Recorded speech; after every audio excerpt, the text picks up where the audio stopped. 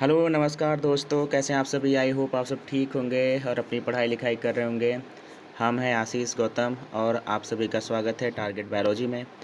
इससे पहले वाले वीडियो में मैंने आपको वायरोलॉजी थर्ड में मैंने आपको कुछ इंपॉर्टेंट क्वेश्चन को कराया था। आज वायरोलॉजी पार्ट 4 है, तो इसको स्टार्ट करते हैं 38 क्वेश्चन से। 38 क्वेश्चन क्या कर रहा है, ठीक है, इसको ध्यान से पढ़िएगा। कह रहा है कि which of the following is called joker of microbiological park.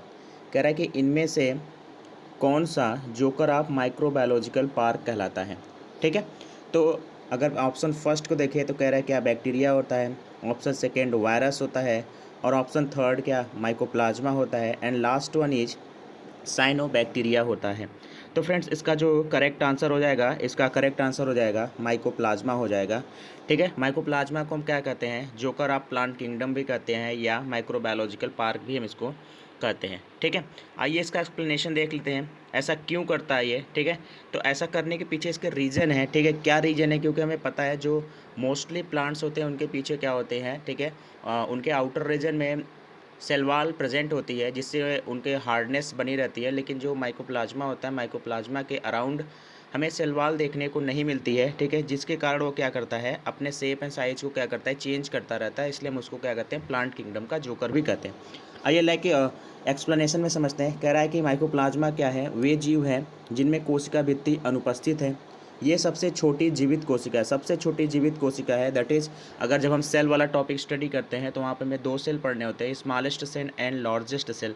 तो जब जो सबसे स्मॉलेस्ट सेल होती है उसका नाम फ्रेंड क्या है, माइकोप्लाज्मा ही है, ठीक है। और ये माइकोप्लाज्मा क्या करती है, बिना ऑक्सीजन के भी जिंदा रह सकती है, ठीक है। और इसी को हम क्या कहते हैं, माइक्रोबायोलॉजिकल पार्क का जोकर भी कहा जाता है, ठीक है। ये सबसे छोटे जीव हैं जो प्रजनन करने में भी क्या होते हैं, सक्षम होते हैं। और इनकी दीवार में, ठीक है, म्यूरिन और या पेप्टाइडोग्लाइकान की कमी होती है, इसलिए ये क्या करते हैं, अपने आकार में फैल और बदल सकते हैं, ठीक है। आइए नेक्स्ट क्वेश्चन को देखते हैं, अगला क्वेश्चन क्या कह रहा है। नेक्स्ट वन को देखेंगे। कह रहा है कि प्रोसेस अब्सेंट इन वायरसेस, यानी वायरस में कौन सी अनुक्रिया है या प्रक्रिया है जो क्या होती है, अनुपस्थित होती है। क्या रेप्लिकेशन होता है, प्रतिकृत होता है, प्रोटीन सिंथेसिस होता है, म्यूटेशन होता है और एनर्जी इलिबरेशन होता है, यानी कि ऊर्जा मुक्ति होती है, ठीक है, आपको बताना है। तो देखिए फ्रेंड्स, वैसे तो ये सारे जो प्रोसेस होते हैं, ये सारे प्रोसेस क्या होते हैं, बैक्टीरिया में एब्सेंट होते हैं। कब, जब बैक्टीरिया क्या होती है, किसी होस्ट सेल से आउटसाइड होती है तब, ठीक है। कि जब बैक्टीरिया किसी होस्ट के आउट सेल या बाहर होती है तो वो क्या होती है, एज ए नॉन लिविंग या निर्जीव फॉर्म में हमको दिखाई देती है, ठीक है। लेकिन जैसे ही वो किसी सेल में क्या करती है, लिविंग सेल में वो इंटर कर जाती है, तो वो क्या करती है, कुछ प्रोसेसेस करती है। जैसे वो अपने डीएनए को क्या कर पाती है, रेप्लिकेट कर पाती है और अपने प्रोटीन का भी क्या कर पाती है, सिंथेसिस कर पाती है, ठीक है। जो होस्ट डीएनए होता है उससे जुड़कर, जब होस्ट डीएनए में म्यूटेशन होता है तो हमें वायरल में भी क्या देखने को मिलता है, म्यूटेशन देखने को मिल जाता है। लेकिन वायरल क्या करती है, वायरल खुद से अपना एनर्जी इलिबरेशन यानी ऊर्जा मुक्ति नहीं कर पाती है। तो 39 का जो करेक्ट आंसर हो जाएगा वो हो जाएगा डी। एक्सप्लेनेशन देख लीजिए फ्रेंड, एक्सप्लेनेशन क्या कह रहा है।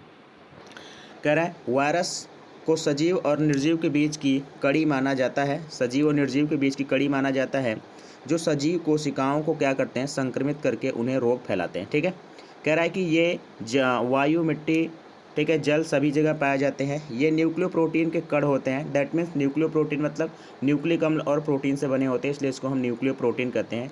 जिनमें जो आनुवंशिक पदार्थ है वो या तो डीएनए हो सकता है या तो आरएनए हो सकता है, ठीक है। वायरस में क्या होता है, प्रतिकृत यानी रेप्लिकेशन, ठीक है, म्यूटेशन एंड प्रोटीन सिंथेसिस हो सकती है, लेकिन ऊर्जा की मुक्ति नहीं कर सकती है। जो बातें मैं आपको एक्सप्लेन करता हूँ वही चीज़ें क्या होती हैं, एक्सप्लेनेशन में भी होती है, ठीक है। आइए नेक्स्ट क्वेश्चन में देखते हैं, अगला क्वेश्चन क्या कह रहा है।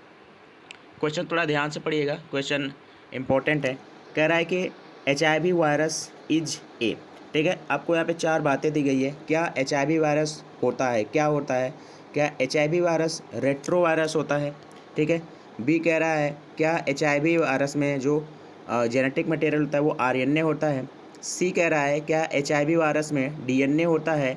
और डी कह रहा है क्या HIV वायरस, ठीक है, HIV वायरस HTL भी थर्ड होता है। आप इन चार ऑप्शंस में से आपको चूज करना है कि कौन कौन से ठीक है, जो फीचर्स है वो HIV वायरस में हमको देखने को मिल जाते हैं। तो पहला तो क्लियर है कि HIV वायरस को हम क्या कहते हैं, रेट्रोवायरस कहते हैं। यानी हम ए को सर्च करेंगे कि कौन कौन से ऑप्शन में ए है, यानी ए यहाँ पर भी है, ए यहाँ पर भी, ए यहाँ, यानी ये वाला ऑप्शन क्या कर गया, अपने आप हट गया।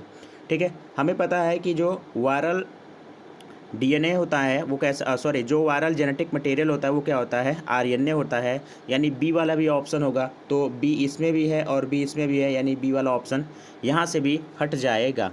और थर्ड कह रहा है कि क्या HIV का जो जेनेटिक मटेरियल वो DNA होता है, जी नहीं, DNA नहीं होता है, यानी ये बचा था और ये बचा था, तो इसमें क्या है, सी है, यानी कि ये ऑप्शन गलत हो जाएगा। ठीक है, ये तो पहले ही गलत था, ये भी गलत हो जाएगा, यानी जो इसका करेक्ट आंसर हो जाएगा फ्रेंड, करेक्ट आंसर हो जाएगा सी। ठीक है, आइए एक्सप्लेनेशन देखते हैं, एक्सप्लेनेशन क्या कह रहा है।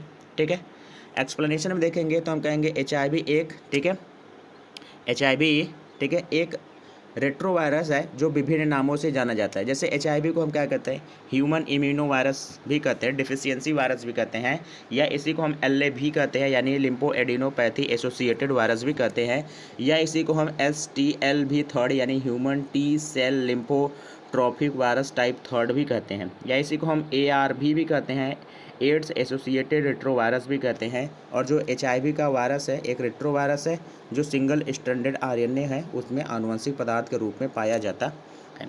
आई होप इतनी बात आपको समझ में आ गई। आइए नेक्स्ट क्वेश्चन देखते हैं, अगला क्वेश्चन क्या कह रहा है। ठीक है, नेक्स्ट क्वेश्चन है, ठीक है, ध्यान से देखिएगा, नेक्स्ट क्वेश्चन पढ़िएगा। नेक्स्ट क्वेश्चन कह रहा है कि नीलहरित शैवाल के सदस्य को परजीवी बनाने वाला वायरस कौन है। नीलहरित शैवाल को, ठीक है, परजीवी बनाने वाला वायरस कौन है। क्या लैम्डा फेज है, ठीक है, यहाँ पे लिखा हुआ है, क्या ऑप्शन ए है, क्या लैम्डा फेज है, साइनोफेज है, बैक्टीरियोफेज है, एंड लास्ट वन इज कोलीफेज हो जाएगा। तो फ्रेंड्स इसका जो करेक्ट आंसर हो जाएगा वो हो जाएगा साइनोफेज हो जाएगा। आइए इसका एक्सप्लेनेशन देखते हैं। ठीक है, कह रहा है, एक्सप्लेनेशन कह रहा है कि नीलहरित शैवाल, ठीक है, के सदस्यों को परजीवी बनाने वाले वायरस को हम क्या कहते हैं, साइनोफेज कहा जाता है। और नीलहरित शैवाल साइनोफेज, ठीक है, उनको नीलहरित शैवाल को हम दूसरा नाम अगर उनको देखें तब उनको क्या कहते हैं, साइनोफेज बैक्टीरिया भी कहते हैं या साइनोबैक्टीरिया भी कहते हैं। ठीक है, एक साइंटिस्ट है जिनका नाम है स्टेनियर है, स्टेनियर ने क्या किया था, नीलहरित शैवाल को साइनोबैक्टीरिया के रूप में वर्गीकृत किया था। और जीवाणु भोजी ऐसे वायरस है जो क्या करते हैं, जीवाणुओं के ऊपर परजीवी होते हैं। ठीक है, जो साइनोफेज है वो साइनोबैक्टीरिया पे, और जो जीवाणु भोजी है यानी बैक्टीरियोफेज है वो बैक्टीरिया के ऊपर क्या करता है, परजीवी होता है। नेक्स्ट वन की बात करेंगे, कह रहा है कि वायराइड्स क्या होते हैं, वायराइड्स क्या होते हैं। तो फ्रेंड्स वायराइड्स आप बताना है आप सभी को, वायराइड्स क्या हो सकते हैं। तो वायराइड्स फ्रेंड संक्रामक प्रोटीन होते हैं। ठीक है, आइए नेक्स्ट वन को देखते हैं, नेक्स्ट क्वेश्चन क्या कह रहा है। कह रहा है कि एंजाइम्स आर अब्सेंट इन, यानी कि एंजाइम अनुपस्थित होता है कहाँ पे, आपको बताना है।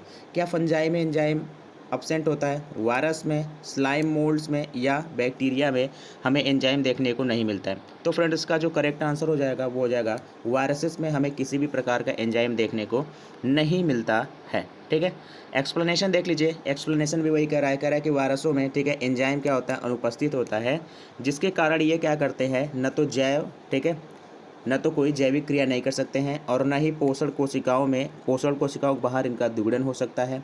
ठीक है, उपापचय एंजाइम के अनुपस्थिति के कारण वायरस स्वतंत्र कणों में क्या करते हैं, कोई भी रासायनिक अभिक्रिया नहीं होती है।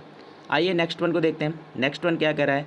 कह रहा है single stranded DNA is found in, ठीक है, single stranded DNA is found in, ठीक है, किन किन में आपको सिंगल स्ट्रैंडेड DNA देखने को मिलता है आपको बताना है। एक सूत्री DNA पाया जाता है, क्या रेट्रोवायरस में पाया जाता है, ठीक है, ई कोलाई में पाया जाता है, ठीक है, 5x174 वायरस में, या लैम्डा फेज वायरस में क्या है आपको देखने को मिलता है। तो फ्रेंड्स इसका जो करेक्ट आंसर हो जाएगा वो हो जाएगा 5 174 वायरस में आपको देखने को मिलता है। एक्सप्लेनेशन देख लीजिए, ठीक है, एक्सप्लेनेशन में भी वही है। ठीक है, कह रहा है कि एक सूत्री DNA 5 × 174 बैक्टीरियोफेज में पाया जाता है। इन विषाणुओं में एक सूत्री DNA अणु, ठीक है, DNA चक्रीय अणु होते हैं। ठीक है, आइए नेक्स्ट वन को देखते हैं। 45 क्या कर रहा है फ्रेंड, 45 को देखिए, कह रहा है कि एक प्लाज्मिड जो होस्ट गुणसूत्र में एकीकृत हो जाता है और एक साथ दोहराता है क्या कहलाता है। कह रहा है कि a plasmid which become integrated into host chromosome and replicate simultaneously it's called. ठीक है, आपको बताना है क्या उसको मीसोसोम कहते हैं, क्या उसको मीसोसोम कहते हैं, क्या उसको एपिसोम कहते हैं, सेंट्रोसोम कहते हैं, या उसको हम पॉलीसोम कहते हैं। ठीक है, तो आपको बताना है उसे हम क्या कहेंगे। ठीक है, तो इसका फ्रेंड जो करेक्ट आंसर हो जाएगा वो हो जाएगा एपिसोम हो जाएगा। ठीक है, एपिसोम क्या करता है, एक प्लाज्मिड है। ठीक है, और ये क्या करता है, गुणसूत्र से जो मेन गुणसूत्र होता है उसके साथ जुड़ जाता है। ठीक है, तो हम उसको क्या कहते हैं, एपिसोम कहते हैं। एपिसोम के अलावा कुछ और प्लाज्मिड भी है जो बैक्टीरिया सेल में पाए जाते हैं, जैसे एफ प्लाज्मिड है, आर प्लाज्मिड है और COL प्लाज्मिड है। एक्सप्लेनेशन देख लीजिए, एक्सप्लेनेशन क्या कह रहा है, कह रहा है कि एक प्लाज्मिड जो होस्ट गुणसूत्र के साथ एकीकृत हो सकते हैं एपिसोम कहलाते हैं। एपिसोम गुणसूत्र के साथ लगकर या उससे पृथक होकर भी द्विगुणन कर सकते हैं, जबकि प्लाज्मिड पोषक गुणसूत्र से पृथक रहकर ही द्विगुणन करते हैं। ठीक है, आइए नेक्स्ट वन देखते हैं। कह रहा है कि the smallest free living organism, कह रहा है सबसे छोटा मुक्त जीव है। अभी हम पीछे ये क्वेश्चन करके आए थे, तो उसका डायरेक्ट आंसर हो जाएगा माइकोप्लाज्मा हो जाएगा। माइकोप्लाज्मा क्या है, सबसे स्मॉलेस्ट फ्री लिविंग क्या है, ऑर्गेनिज्म होता है। ठीक है, आइए इसका एक्सप्लेनेशन देख लीजिए। कह रहा है माइकोप्लाज्मा सबसे सूक्ष्मतम क्या है, ठीक है, जीव है, जो लगभग कितना है 0.1 to 0.25 mm स्वतंत्र जीवन व्यापन करने वाला जीव है। और इसे हम क्या कहते हैं, PPLO भी कहते हैं, प्यूरोलिमोनिया लाइक ऑर्गेनिज्म भी कहा जाता है। ठीक है फ्रेंड, तो ये आपके सामने क्या आते हैं क्वेश्चन थे। ठीक है, जितने भी लगभग 40-45 थे, इसको हम लोगों ने 4 पार्ट में किया है, पार्ट 1, पार्ट 2, पार्ट 3 में, एंड पार्ट 4 आज था। ठीक है, तो आप क्वेश्चन को देखिएगा। ठीक है, क्वेश्चन के लेवल को, और ऐसे ही क्वेश्चंस के लिए ठीक है आप चैनल को लाइक सब्सक्राइब करते रहिए। ठीक है, मिलते हैं अगले वीडियो में। अगर और भी वायरस से हमें क्वेश्चन मिलते हैं तो हम वायरोलॉजी के और भी क्वेश्चन आपके लेके आएंगे। तब तक के लिए थैंक यू, धन्यवाद।